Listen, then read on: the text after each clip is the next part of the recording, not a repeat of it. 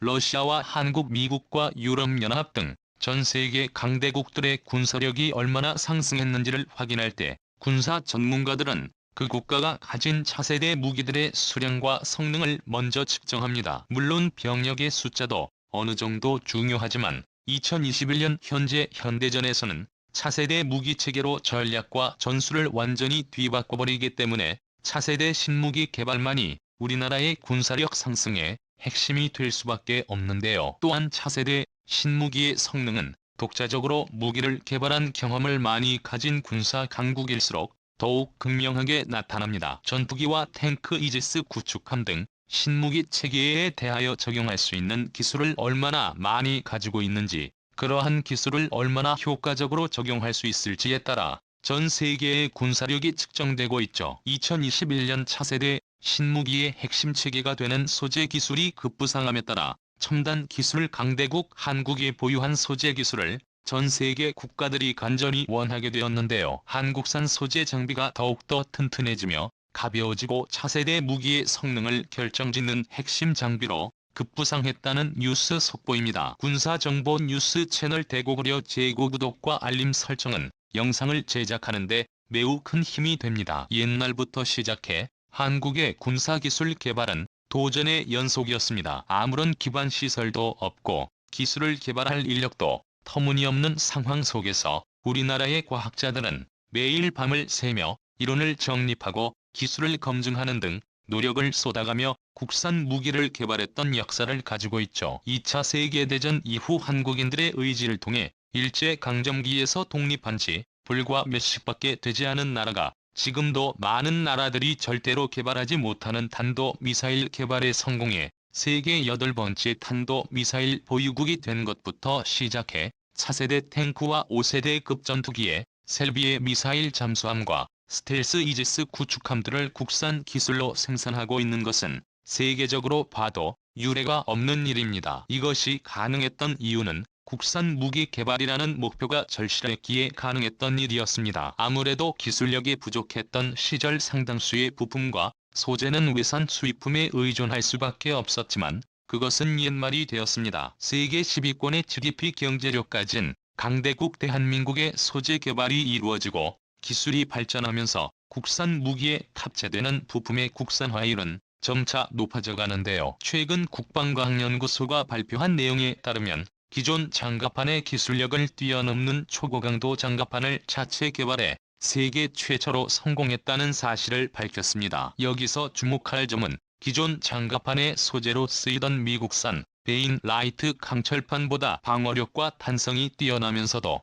열처리 시간을 100배로 단축했다는 점인데요.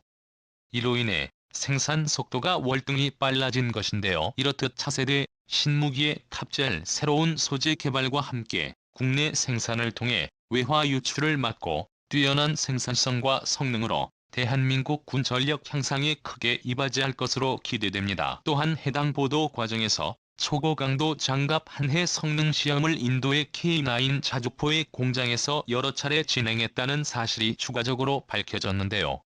K9 자주포가 인도에 수출됐고 인도의 55세대 전차의 첨단 소재를 한국에 납품한다는 계약에 체결된 바가 있다는 사실을 고려할 때 2011년에 들어서 대한민국과 인도 양국의 군사기술 협력에 상당한 수준 진전된 것으로 보입니다. 이에 따라 초고강도 장갑판으로 개량한 K2 전차의 수출 전망이 밝아졌음은 물론 K3 전차에 관한 성공적인 개발도 조기에 가능해질 것으로 보입니다. 그런데 한국이 개발한 독자적인 국산 소재 기술은 이게 전부가 아닙니다. 이제 한국은 첨단 반도체 기술만 세계 최고 수준으로 보유한 것이 아니라 초격차 수준의 기술적 격차를 이룩해 다른 나라에서는 꿈도 꾸지 못하는 군사무기 소재 기술도 최정상급으로 도약하고 있습니다. 보통 첨단 무기에 쓰이는 첨단 소재들은 그 세대에서 가장 최고 수준의 기술을 투입해 만들어지는데요. KF-21 전투기를 보듯 매우 정밀한 시설과 장비를 필요로 하며 인력 역시 세계 최고 수준의 인재들이 투입되어야 비로소 만들어집니다. 이 때문에 아무리 막대한 자본을 들여 좋은 설비를 갖춘다 한들 창의적인 아이디어와 현상을 이해할 수 있는 날카로운 통찰이 없다면 무기에 사용할 신소재 개발은 불가능에 가깝습니다. 한마디로 열정적이고 천재적인 인재들이 오랜 시간을 들여야 겨우 개발할 수 있다는 것이죠. 그리고 21세기에 접어들면서 한국인들의 오랜 노력으로 주목할 만한 성과를 거두기 시작했습니다. 예산 투자와 한국의 뛰어난 연구진들의 끝없는 노력에 힘입어 스텔스 도료부터 여러 종류의 메타 물질과 신소재 등 정말 각기 다른 분야에서 새로운 무기 소재들이 쏟아져 나오기 시작했는데요.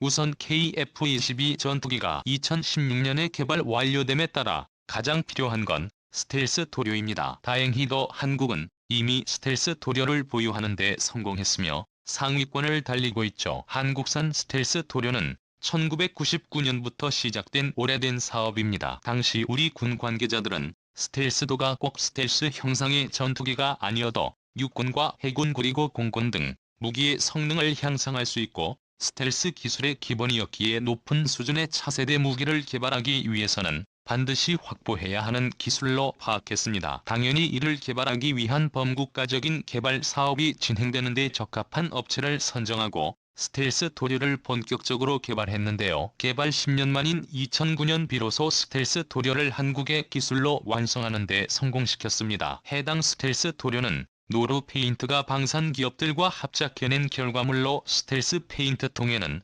귀여운 노루 마크가 그려져 있습니다. 이후 우리나라 군이 보유한 전투기로 실전 테스트가 입증되었으며 예상보다 만 40%에 달하는 성능 효과를 보여줌으로써 대한민국도 레이더 흡수가 가능한 스텔스기 개발에 한 걸음 내딛게 된 역사적인 순간을 기록했었죠. 하지만 스텔스 도료가 완성된 시점에서 연구진은 또 다른 고민에 빠집니다. 미국에서 갑자기 스텔스 도료를 사용하는 전투기에 막대한 비용을 문제 삼아 애플-22 랩터를 퇴역시키기 시작했기 때문이었죠. 스텔스 도료를 도포한 전투기는 우수한 스텔스성을 보이지만 매 비행마다 도로를 다시 칠하는 등의 철저한 관리가 필요하고 이를 전문 인력이 수행해야 했기에 매우 높은 유지비가 실시간으로 소모되었습니다. 이 소식을 전해들은 한국의 연구진들은 더욱 더 나은 스텔스 기술을 개발하기 위해 플라즈마 스텔스 연구와 메타 물질 연구를 병행했으며 한국산 신무기 소재에 관한 연구 성과를 조금씩 거두기 시작했습니다. 신무기 소재 기술을 이용하면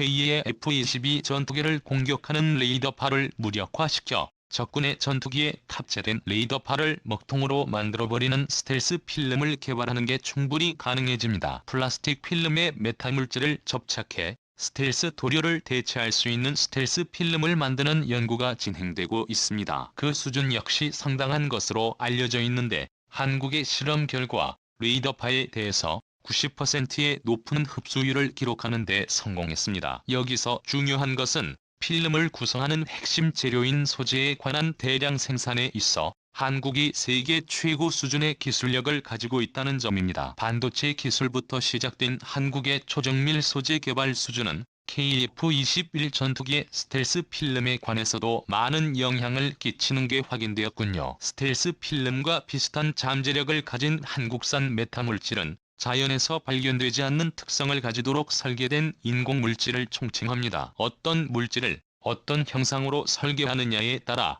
강철보다 단단하면서 고무보다 잘 늘어날 수도 있으며 또한 한국산 메타물질은 사람의 육관이나 레이더상에서 보이지 않도록 만들 수도 있습니다. 현재 대한민국은 투명 메타물질 소화의 음파를 흡수시켜 수중 음파를 통과시키는 침묵의 기술 체계를 확보한 상태이며 이러한 기술력을 가지고 도산 안창호 왕과 안모함 등 3,000톤급 잠수함에 스텔스 메타물질을 장착시켜 동해와 독도를 수호할 예정입니다. 강대국 한국은 현재 전 세계가 절대 불가능하다고 여기던 경제 통계치를 뛰어넘어 연구진들의 예산 투입에 많은 도움을 줄 수 있게 되었는데요. 해외 최우수 경제기구가 극찬하는 놀라운 한국의 세계 GDP 경제력 순위로 국방과학 예산 투자를 보다 적극적으로 진행할 수 있게 되었습니다. 월드뱅크에 따르면 한국의 세계 GDP 경제 순위의 경제 규모가 2022년에 세계 9위권에 진입할 것이라는 예측과